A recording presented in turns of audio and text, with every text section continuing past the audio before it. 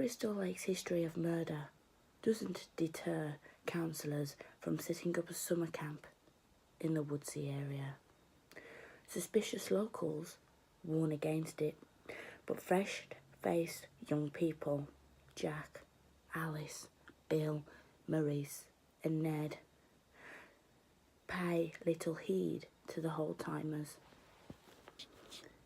Then they find themselves stalked by a brutal killer as they're slashed, shot, stabbed. The counsellors struggle to stay alive against a merciless opponent. Hi guys, Horror Dazzled here, and as you could probably guess from that little speech, I am going to be reviewing the very first original Friday the 13th film. So, very ironic, Jason Voorhees. So, the release date of the film was the 5th of August 1980 in the United Kingdom, that is. It stars Kevin Bacon, Adrian King, Harry Crosby, Janine Taylor, Mark Nelson, and it's very, very scary. When I first watched Friday the 13th, I didn't really like it.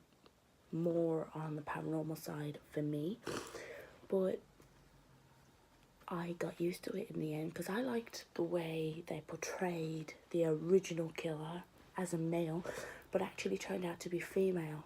Because for those of you that don't know, Mrs. Voorhees, Jason Voorhees' mother, is the original serial killer. And the reason for this is because her son died at Camp Crystal Lake, Jason. He drowned in a lake while the counsellors weren't watching him. So, this movie, I think, in my opinion, is based around revenge. She does, however, get her revenge, and one by one, the counsellors die. Apart from one, Alice. At the end of Friday the 13th, the first one, they think it's all over, but you see Alice in a boat. And then you just see this zombified Jason drag her underwater. She does survive, because we see her in the second one, which is the next review. So, I decided to review Friday the 13th first, because it's one I've recently finished watching. So, here goes. In my opinion, Friday the 13th is one of those movies that you sit and watch every Halloween. And it's quite scary in a way because Jason wears a hockey mask, which also features in the movie, way before he even starts to killing people. He kills, but he's not wearing a hockey mask. Then he finds the hockey mask. I think the funniest film that has starred the actor who plays Jason Voorhees, the character Jason Voorhees, is Freddy vs. Jason, which is also going to be reviewed along with the Elm Street movies. So, the merciless opponent, we now know, is Pamela Voorhees. They're slashed, shot and stabbed. Stabbed, shot and killed because an innocent boy drowned. It says brutal, but in my opinion, if that was my child that had drowned, I think I would have slapped heads. If people are warning you that something bad is going to happen, then why would you even set up a camp? Camp Crystal Lake is cursed, it's cursed, it's cursed. That's the word that they kept using in the film. It's cursed. But nobody listened. Then we get to realise that Alice was the one that summer that wasn't watching Jason and ended up, obviously, with Jason dying.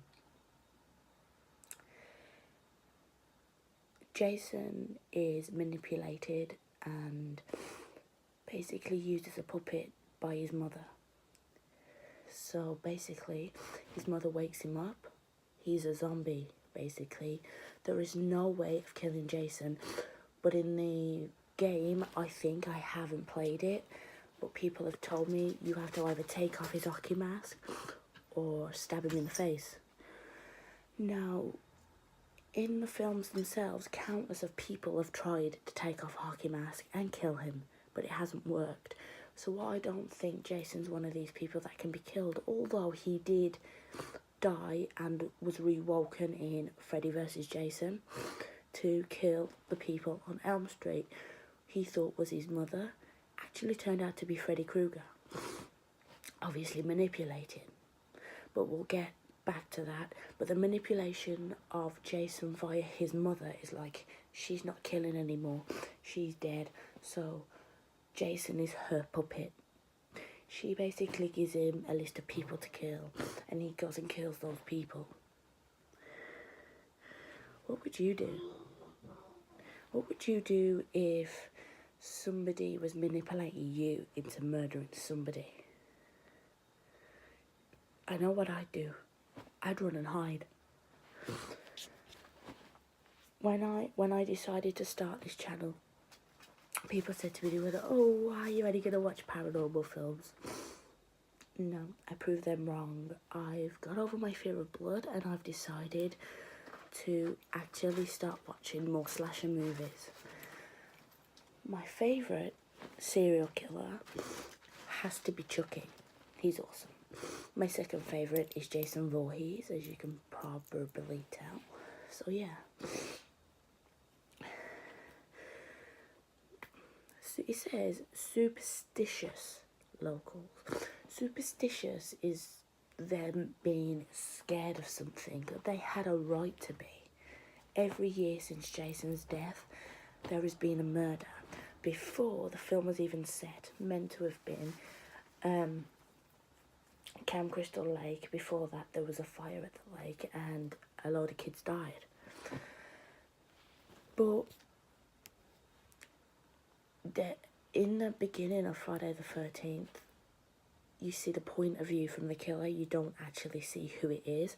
All you see is two counsellors getting up to it, basically. The killer then walks through the girls' cabin while the girls are asleep, up to where the counsellors are, and brutally murders them.